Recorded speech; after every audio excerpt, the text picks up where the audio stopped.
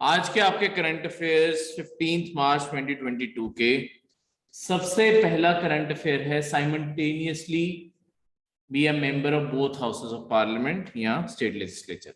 ये क्या है, ये पूरी हेडिंग और इसका मतलब क्या है। देखो आपके इंडिया के अंदर जो लेजिस्लेचर्स हैं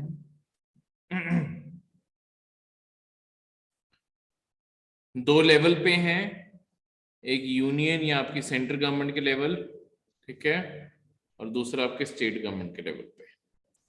सेंट्रल गवर्नमेंट के लेवल पे एग्जिस्ट करती है आपकी पार्लियामेंट, ठीक है, और स्टेट लेवल पे एग्जिस्ट करती हैं आपकी स्टेट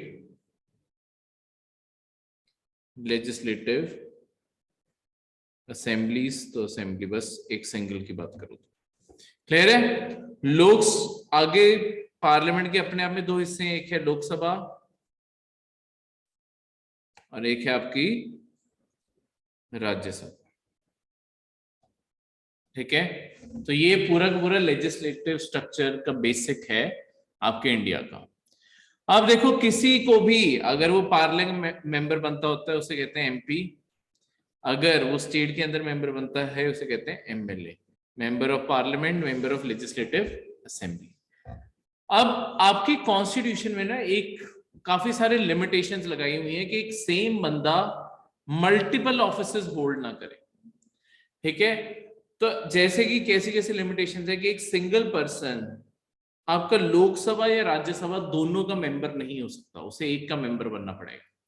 लेट्स सपोज कोई एक पर्सन है जो लोकसभा का मेंबर था और वो राज्यसभा में भी इलेक्ट हो गया, उसे 10 दिन का टाइम मिलता है, 10 डेज मिलते हैं। 10 डेज के अंदर अंदर उसे बताना है कि वो लोकसभा का मेंबर बनना चाहेगा या राज्यसभा का मेंबर बनना चाहेगा। अगर वो 10 दिन के अंदर अंदर नहीं बताता उसे किस हाउस का मेंबर बनना है, उसकी राज्यसभा की सीट अपने आप कैंसिल हो जाती है और वो लोकसभा का मेंबर रह जाता है, ठीक है। दूसरी कंडीशन है, देखो तो आपके जितने भी पॉलिटिशियंस आप देखते हो कि पॉलिटिशियंस मल्टीपल कॉन्स्टिट्यूएंसी से भी इलेक्शन लड़ रहे होते हैं, ठीक है। जैसे अभी पंजाब के इलेक्शन हुए तो आपके जो एक्स चीफ मिनिस्टर है चन्नी, दो जगह से खड़े हुए थे, ठीक है। अब लेट्स वो दो जगह से खड़ा हुआ है कोई और वो दोनों जगह से जीत जाए, ठीक है। सपोज करो कि जो पर्सन दो जगह से खड़ा हुआ है दोनों जगह से जीत गया। अब ये भी लिमिटेशन है, लेट्स सपोज इलेक्शन लोकसभा के थे, अभी के लिए हर जगह कॉन्स्टिट्यूएंसी बनती है। लोकसभा के इलेक्शन में एक पर्सन, पहली बात तो कितनी कॉन्स्टिट्यूएंसी से तुम इलेक्शन लड़ सकते हो, मैक्सिमम मैक्सिमम दो कॉन्स्टिट्यूएंसी से तुम इलेक्शन लड़ सकते हो, एक सिंगल पर्सन दो कॉन्स्टिट्यूएंसी से इलेक्शन लड़ सकता है। अब एक पर्सन दो कॉन्स्टिट्यूएंसी से खड़ा हो गया और दोनों से ही जीत गया। अब ये भी रूल है कि देखो एक पर्सन एक ही कॉन्स्टिट्यूएंसी को रिप्रेजेंट कर सकता है, दोनों को नहीं कर सकता। अगर ऐसा कभी होता है कि लोकसभा के अंदर, यहाँ पे राज्यसभा के अंदर तो कॉन्स्टिट्यूएंसी नहीं बनेगी, लोकसभा के अंदर एक पर्सन दो कॉन्स्टिट्यूएंसी से जीत गया, उसे 14 दिन दिए जाते हैं। 14 दिन के अंदर अंदर उसे बताना है कि मैं किस कॉन्स्टिट्यूएंसी में रहना चाहूंगा। जो कॉन्स्टिट्यूएंसी वो छोड़ेगा वो खाली हो जाती है और वहां पे बाद में जो कहते हैं कि बाई इलेक्शंस करवाए जाते हैं, कोई नए बंदे खड़े होंगे और वहां से उन्हें चुना जाएगा, ठीक है, उनमें से चुना जाएगा और वो पर्सन एक कॉन्स्टिट्यूएंसी को रिटेन करके रख सकता है। जैसे जो आपके प्राइम मिनिस्टर भी हैं नरेंद्र मोदी, वो गुजरात में भी कॉन्स्टिट्यूएंसी से खड़े होते हैं और आपकी वाराणसी से भी। तो अभी तक जो दोनों लोकसभा के इलेक्शन हुए हैं वो दोनों बारी दोनों से जीतते हैं, तो हर बारी वो गुजरात वाले को छोड़ देते हैं और वाराणसी की कॉन्स्टिट्यूएंसी को रख लेते हैं, ठीक है। पर उनके पास ऑप्शन है ना, 14 दिन के अंदर अंदर बताना होता है। अगर लेट्स सपोज कोई पर्सन 14 दिन में ना बताए कि मुझे कौन सी कॉन्स्टिट्यूएंसी चुननी है, 14 दिन बाद दोनों सीटें ही कैंसिल हो जाती हैं, तो ये दोनों सीटें ही खाली हो जाएंगी। तो 14 दिन के अंदर इन्फॉर्म करना एक तरह से इसीलिए अर्जेंसी बनाया हुआ है, ताकि नहीं तो बंदा बताएगा ही नहीं कि कितनी सीटें खाली हो रही है, पता तो चले। ये बताना किसे होता है, ये इलेक्शन कमीशन ऑफ इंडिया को बताना होता है कि मैं कौन सी साइड पे अपनी चॉइस रिप्रेजेंट करना चाहता हूं। अब देखो तीसरा केस है, कोई पर्सन स्टेट लेजिस्लेटिव असेंबली और पार्लियामेंट कोई भी हाउस, इन दोनों में यानी कि वो एमपी और एमएलए दोनों बन गया, तब भी उसके पास 14 दिन का टाइम होता है, 14 डेज का टाइम होता है। 14 दिन के अंदर अंदर उसे बताना है कि वो स्टेट लेजिस्लेटिव असेंबली में रहना चाहेगा या पार्लियामेंट में जाना चाहेगा। अगर वो नहीं बताता, उसकी पार्लियामेंट की सीट कैंसिल हो जाती है और वो स्टेट के अंदर ही रह जाता है। ठीक है, आज के आपके करंट अफेयर का सोर्स इसी तरीके से बना है। जो आपके पंजाब के अब डेजिग्नेटेड चीफ मिनिस्टर हैं भगवंत मान, वो इससे पहले अब लोकसभा के मेंबर थे और अब स्टेट लेजिस्लेटिव असेंबली में भी चुने गए हैं पंजाब की। तो अब उन्होंने वहां पे रिजाइन डाल दिया है लोकसभा में, क्योंकि उन्होंने अब चीफ मिनिस्टर पंजाब में बन जाना है। तो असेंबली के पहले मेंबर है तभी चीफ मिनिस्टर बन रहे हैं। ठीक है, तो इस तरीके से आपका यहां से करंट अफेयर का ये सोर्स है। ये लास्ट ईयर के यूपीएससी प्रीलिम्स में क्वेश्चन भी था, सारा का सारा नहीं, सिर्फ कोई एक बंदा कितने इलेक्शंस में खड़ा हो सकता है, मतलब यही प्रोविजन से क्वेश्चन आया हुआ था। तो ऐसे हर प्रोविजन पढ़ने समझने जरूरी है। ठीक है, क्लियर है? तो ये सारी चीजें, इसमें कोई भी डाउट? सेकंड करंट अफेयर आपकी एक पैरामिलिट्री फोर्स के बारे है, Indo Tibetan border police, ITBP. अब देखो, पहली बात तो आपकी फोर्सेस दो टाइप की होती हैं। कौन से टाइप की फोर्सेस? पैरामिलिट्री। बिल्कुल, मिलिट्री और पैरामिलिट्री। ठीक है, मिलिट्री फोर्स और आपकी पैरामिलिट्री फोर्स।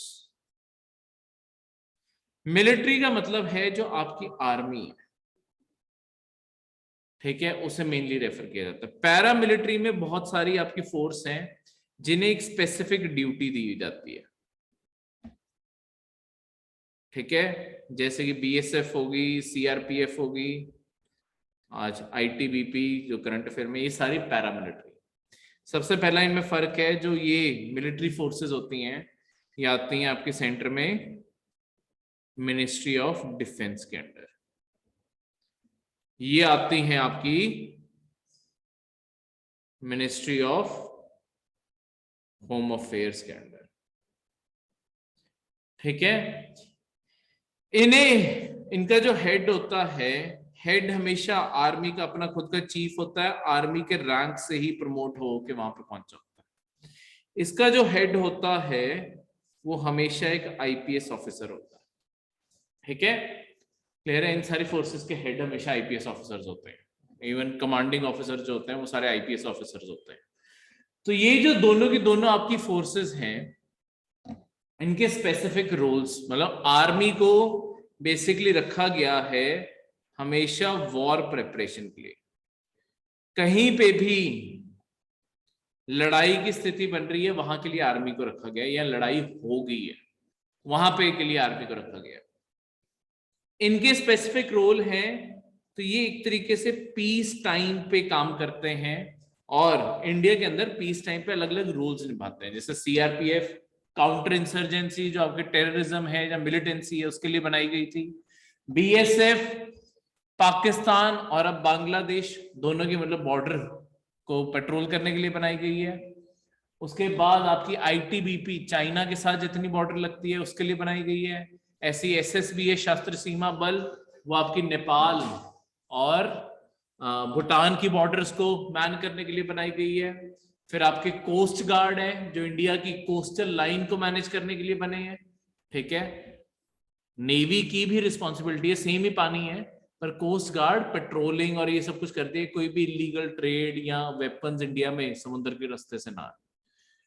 ठीक है, तो इस तरीके से आपके अलग अलग पैरामिलिट्री फोर्सेस बनाई गई हैं एक स्पेशल ड्यूटी के साथ। क्लियर है? तो ये आपके आईटीबीपी के बारे में।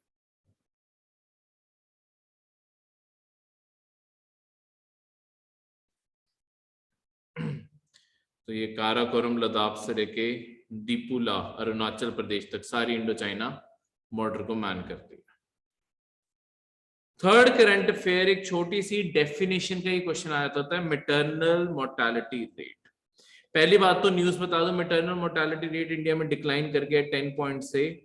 ठीक है, तो इंडिया के लिए एक अच्छी प्रोग्रेस मानी जाती है। पहले 1113 था, 103 हो गया है 2017-18 की फिगर से। अब मैटरनल मोर्टालिटी रेट होता क्या है, देखो मोर्टालिटी वर्ड का मतलब होता है डेथ, मैटरनल का मतलब होता है कोई भी चीज जो प्रेगनेंसी से जुड़ी हुई है, ठीक है। तो मैटरनल मोर्टालिटी रेट का मतलब होता है ड्यूरिंग प्रेगनेंसी या ड्यूरिंग डिलीवरी या with in 30 days from delivery, अगर मदर की डेथ हो जाती है उसे MMR में गिना जाता है, मैटरनल मोर्टालिटी रेट में गिना जाता है, ठीक है। पर ये डेथ प्रेगनेंसी रिलेटेड होनी चाहिए, ऐसे नहीं कोई एक्सीडेंट हो गया उसके कारण डेथ होगी। अगर प्रेगनेंसी के कारण ड्यूरिंग प्रेगनेंसी डेथ हो गई है मदर की, डिलीवरी के टाइम डेथ हो गई है, डिलीवरी के 1 महीने के अंदर अंदर डेथ हो गई है, जिसके कारण वही प्रेगनेंसी या प्रेगनेंसी के टाइम को इन्फेक्शन हो गया, वो कुछ भी डिलीवरी के टाइम को इन्फेक्शन हो गया, उसके कारण जो डेथ हुई है उसे MMR कहते हैं। तो यहां पे कोशिश ये क्यों मेजर करते हैं, देखो चाइल्ड बर्थ तो जरूरी है, चाइल्ड के लिए जो बच्चे पैदा होते हैं उनके लिए भी मेजर किया जाता है IMR, इन्फेंट मोर्टालिटी रेट, 1 साल के अंदर अंदर कितने बच्चों की डेथ हो जाती है पहले 1 साल के अंदर अंदर। वैसे ही मदर्स की हेल्थ बहुत इंपॉर्टेंट है, ठीक है, तो उसी को मॉनिटर करने के लिए, क्योंकि सारी चीजें बर्थ रेट से जुड़ी हुई हैं, इस कारण MMR बनाया जाता है। आपको जो प्रीलिम्स में क्वेश्चन आ सकता है, पहले तो यही जो मैंने आपको डेफिनेशन बताई कि ये हमेशा प्रेगनेंसी से या डिलीवरी से रिलेटेड डेथ्स को ही गिना जाता है, ऐसा नहीं कि उस फेज में कोई भी डेथ हुई, सिर्फ उन्हीं को, ठीक है। दूसरी चीज ये देखा जाता है कि ये डेथ्स, जो नंबर ऑफ फीमेल डेथ पर कितने लाइव बर्थ, लाइव बर्थ का मतलब होता है जो जिंदा बच्चे पैदा हुए हैं, कई तो बच्चे ही बर्थ के टाइम ही डेड ही बॉर्न होते हैं, वो नहीं गिने जाते इसमें, लाइव बर्थ गिने जाते हैं जो जिंदा बच्चे हैं। तो कितनी फीमेल डेथ्स हुई पर 1 लाख, अगर 1 लाख बच्चे पैदा हुए हैं इंडिया के अंदर, उनमें से उसके अगेंस्ट कितनी मदर्स की डेथ हुई है, तो ये हमारा नंबर अभी भी हाई है डेवलप्ड कंट्रीज के मुताबिक, पर पहले से कम हो गया है, यानी कि हर 1 लाख लाइव बर्थ के लिए इंडिया में 103 मदर्स की डेथ हो रही है, ठीक है।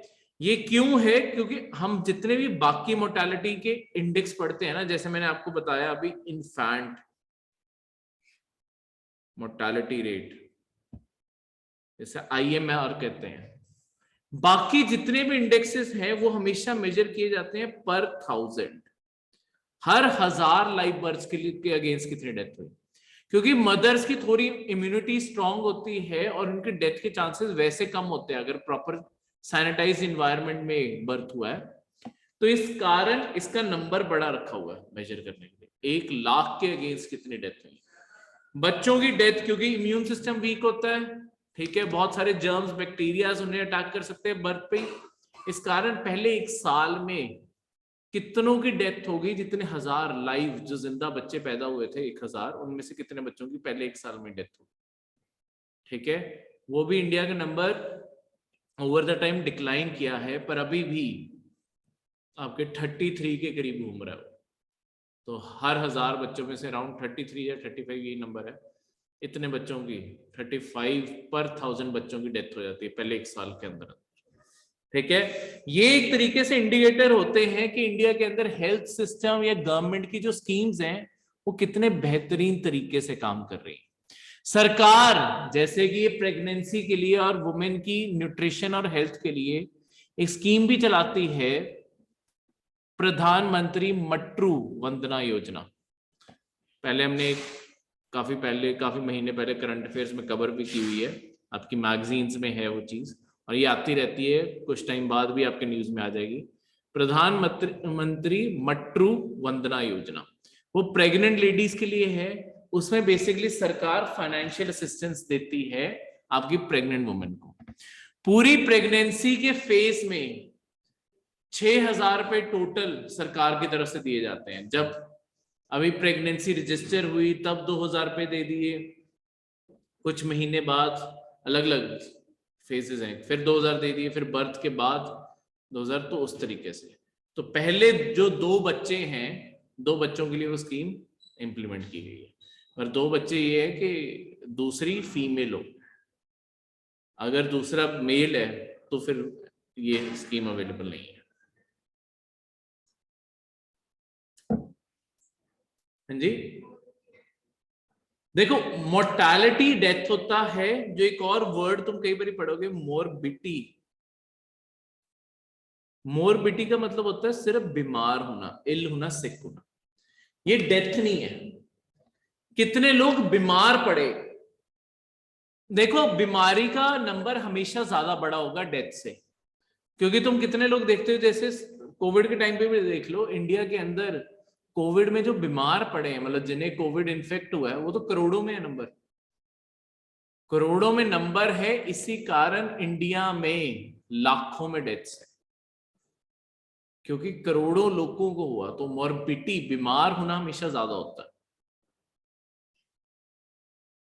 ठीक है, क्लियर है? तो इस तरीके से नेक्स्ट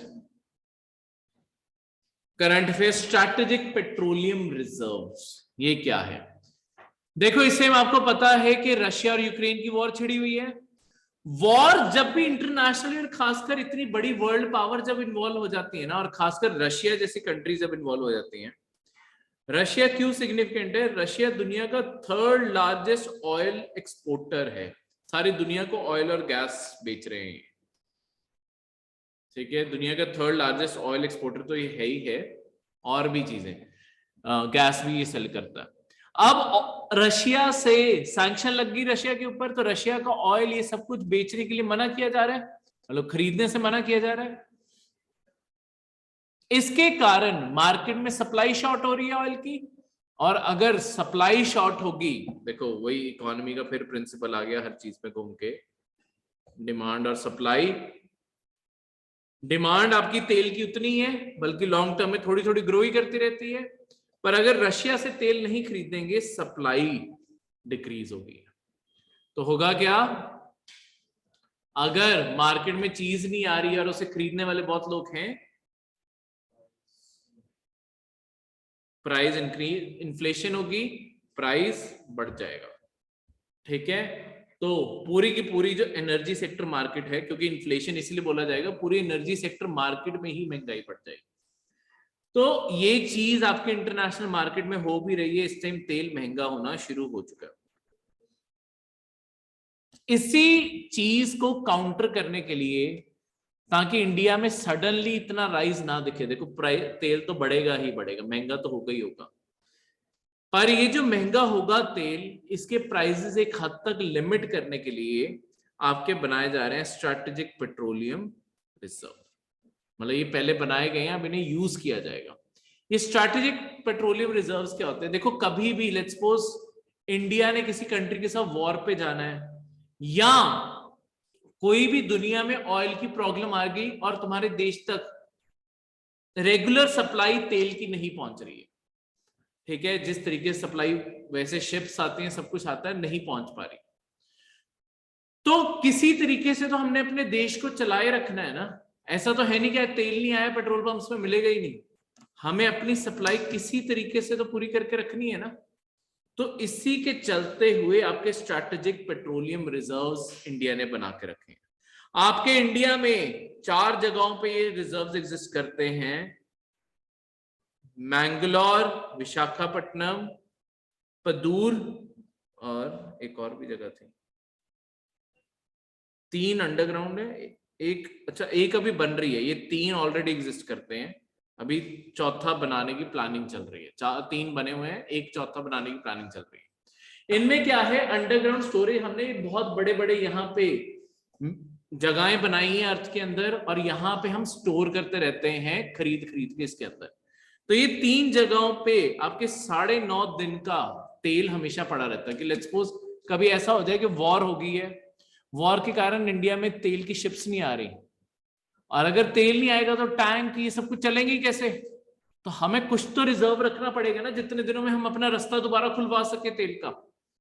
तो इसलिए 9.5 दिनों का इन 3 जगहों पे पड़ा है। इसके अलावा देखो दुनिया में कच्चा तेल निकलता है सऊदी अरेबिया और ये सारे इलाकों से, उसके बाद दुनिया की सबसे बड़ी रिफाइनरीज, उसके बाद जो ये पेट्रोल डीजल ऐसे करके ना टोटल 24 प्रोडक्ट्स निकलते हैं। ये चीजें आपकी बनाई जाती हैं रिफाइनरीज में। ऑयल, ये इंडियन ऑयल, ये जितनी कंपनियां हैं इनकी बहुत बड़ी बड़ी रिफाइनरीज हैं। दुनिया की सबसे बड़ी रिफाइनरीज इंडिया में है। तो यहां पे क्या होता है, इंडिया के अंदर जो ये रिफाइनरीज काम कर रही हैं, इन्होंने अपने भी तो रिजर्व रखे होते हैं क्योंकि इन्होंने तो बिजनेस करना है। पर गवर्नमेंट ऑफ इंडिया के हाथ में कंट्रोल है ना। देखो अभी तो ये बाहर भी बेचते हैं तेल, ठीक है। देखो इंडिया के लिए ना इसी कारण तेल के दामों को रेगुलेट करना ना एक बहुत ही ट्रिकी सी सिचुएशन हो जाती है। अगर मैं कंपनीज को फोर्स करूंगा सस्ते में, सस्ता रेट रखो तेल का, तो होगा क्या कि तुम्हारे डोमेस्टिक मार्केट में भी सस्ता बिक रहा है, तुम इंटरनेशनली भी फिर वैसे ही प्राइसेस बेच पाते। मतलब हमारे लिए क्या ट्रिकी सिचुएशन है कि जब तेल का दाम गिरता है, इंडिया की इकोनॉमी को तब भी नुकसान होता है, दाम बढ़ता है इंडिया की इकोनॉमी को तब भी नुकसान होता है। कैसे? जब तो आपके ऑयल के प्राइसेस बढ़ रहे हैं, आपके कंज्यूमर्स को ज्यादा पे करना पड़ रहा है, हम जब तेल खरीदने जाते हैं हमें तेल महंगा पड़ेगा। पर अगर तेल के दाम गिर रहे हैं, इन कंपनीज की जो इंटरनेशनल मार्केट है वहां पे भी तो प्रॉफिट गिरते हैं, तो ये कंपनियां घाटा खाती हैं। तो ये इंडिया के अंदर तब महंगा रखना चाहते हैं कि यहां से हम कमा लें, ठीक है। तो इस तरीके से आपके, हाँ, पर इनका जो बिजनेस है वो हमारे इसी चीज के काम आ जाता है कि इंडिया के अंदर जो जितनी ऑयल रिफाइनरीज हैं इनके पास ऑलमोस्ट 64.5 डेज की सप्लाईज पड़ी रहती है। तो इंडिया के पास टोटल 74 डेज के करीब की सप्लाई हमेशा ही रहती है, ठीक है। ये क्यों इंपॉर्टेंट है? देखो एक और चीज, इंडिया ना एक एजेंसी का पार्ट बनना चाहता है, जिसे कहते हैं इंटरनेशनल, एक और चीज साथ में बता दूं, energy agency, IEA, international energy agency. ये एजेंसी बनाई ही इसलिए गई थी, देखो 1973 में क्या हुआ था, ये जितने भी ऑयल प्रोड्यूसिंग देश है ना, ये अभी भी वैसे यही करते हैं, ये जानबूझ के अपनी सप्लाई कम करके रखते हैं। ऐसा नहीं है कि सऊदी अरेबिया और तेल बना नहीं सकता, ये जितनी भी आपके ऑयल प्रोड्यूसिंग देश है ये और तेल बना नहीं सकते। इन सब ने क्या किया है, आपस में मिलकर ना एक ऑर्गेनाइजेशन बना ली है, ओपेक कहते हैं उसे, organisation of petroleum exporting countries, OPEC. OPEC क्या करती है, ये सारे के सारे तेल बनाने वाले देश क्या करते हैं, ये सऊदी अरेबिया, ये सारे के सारे देश, ये इकट्ठे होके ये डिसाइड कर लेते हैं कि हम रोज कितना तेल निकाल लेंगे। अगर मेरा इंटरनेशनल मार्केट में प्राइस गिर रहा है, मैं तेल निकालना कम कर दूंगा तो प्रॉफिट बढ़ गया अपने आप। तो इस तरीके से ये जानबूझ के भी तेल के प्राइसेस बहुत ऊपर रखते हैं। नहीं तो अगर ये अनरेगुलेटेड काम करते, एक दूसरे से ये सांठ गांठ के साथ ना काम करते, तेल इंटरनेशनल मार्केट में इतना सस्ता हो सकता है कि आपको एज अ डोमेस्टिक कंज्यूमर 20-25 रुपए से महंगा ना बिके। पर क्योंकि इन्हें दिख रहा है कि हमारे प्रॉफिट मार्जिन ही क्या रह जाएंगे अगर इतना सस्ता बिकने लग गया, तो इन सब ने मिलकर आपस में एक ऑर्गेनाइजेशन ही बना ली कि हम प्राइसेस को कंट्रोल करके रखेंगे, ठीक है। अब 1973 में इन लोगों ने इतनी कम कर दी थी सप्लाई कि दुनिया में ना ऑयल क्राइसिस ही आ गया था। दुनिया में तेल की कमी पड़ गई थी, लोगों को तेल ही नहीं मिलता था, ठीक है। तुम अगर अपने पेरेंट्स से पूछोगे, अगर वो इस फेज में पढ़ भी रहे थे, जो भी कर रहे थे, ये फेज में इंडिया के अंदर भी तेल नहीं था, लाइनें लगती थी सिर्फ एक ड्रम भरने के लिए, कब जाके आएगा, कब भरेंगे, ठीक है। तो ये ऑयल क्राइसिस जो थी ये सारी आर्टिफिशियली क्रिएट की थी इन्होंने जानबूझ के। उसी के रिस्पांस में आपके जो ये डेवलप्ड देश है, अमेरिका, ये सारे देशों ने मिलकर ये ऑर्गेनाइजेशन बनाई, इंटरनेशनल एनर्जी एजेंसी। ये इंटरनेशनल एनर्जी एजेंसी इसी ट्रेंड को प्रिडिक्ट करती है कि ऑयल की सप्लाई आने वाले टाइम में बढ़ेगी, कम होगी, और आपको कैसे प्रिपेयर करना चाहिए अपने आप। इंडिया इसका मेंबर बनना चाहता है इंटरनेशनल एनर्जी एजेंसी का। अभी हम सिर्फ इसके ऑब्जर्वर हैं, हम इसके फुल टाइम मेंबर नहीं हैं। ठीक है, वैसे आपके इसका मेंबर किसी और कंट्री को बनना अलाउड नहीं होता, सिर्फ जो आपके डेवलप्ड देश है ना, जो वेस्टर्न डेवलप्ड देश है, सिर्फ वही इसके मेंबर हो सकते हैं। पर पहली बारी इंडिया फर्स्ट कंट्री है जिसे ऑफर दिया गया है कि आप इसके मेंबर बन सकते हैं, उस पूरे प्रिज्म से बाहर पहली बारी दिया गया। पर अब यहाँ पे बात क्या रहती है, इंडिया को जब ये ऑफर दिया गया, इंडिया के साथ एक कंडीशन, मतलब एक इस एजेंसी की कंडीशन है, वो इंडिया को फुलफिल करनी पड़ेगी। वो ये है कि जो तुम्हारे स्ट्रैटेजिक रिजर्व्स है ना, वो 90 दिन के होने ही चाहिए। तो अभी इंडिया में 74 डेज है मैक्सिमम, यानी कि हमें और आपके 16 दिन के रिजर्व्स जोड़ने हैं, फिर जाके हम इसकी एप्लीकेशन फाइल कर पाएंगे और इसका हिस्सा बन पाएंगे। ठीक है, तो इस तरीके से क्लियर है, समझ आया? काफी सारी ऑर्गेनाइजेशन और काफी सारे इशू को मैंने एक साथ बताया है। ठीक है, तो ये था आपके आज के करंट अफेयर।